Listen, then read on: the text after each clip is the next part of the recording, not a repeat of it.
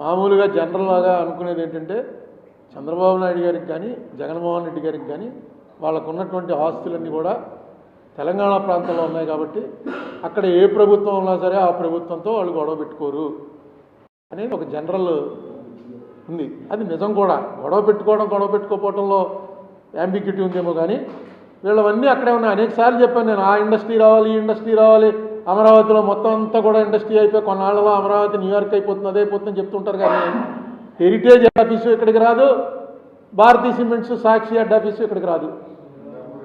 ముందు head office వస్తే ఇక్కడికి ఏదో లెక్క ఉంది, హెడ్ ఆఫీస్ నుంచి కలెక్షన్ చేసిన ట్యాక్స్ అంతట్లో షేరు ఆంధ్రాకి వస్తుంది.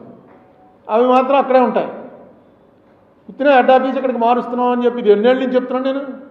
ముందు మీ హెడ్ ఆఫీస్ ఇక్కడికి మార్చండి, విజయవాడకోను జనం అంతా అక్కడే పనిచేస్తున్నా హెడ్ ఆఫీస్ ఇక్కడికి మారుస్తున్నారంటే డైరెక్ట్గా ట్యాక్స్ డిడక్షన్ అది మనకు వస్తుంది షేరు. అది కూడా ఎవడో పట్టించుకున్నట్టు. కానీ ఏంటో అసలు నాకు ఒక్కసారి అర్థమవుతుంది, మన ఎక్కడికి పోతుంది మన రాష్ట్రం.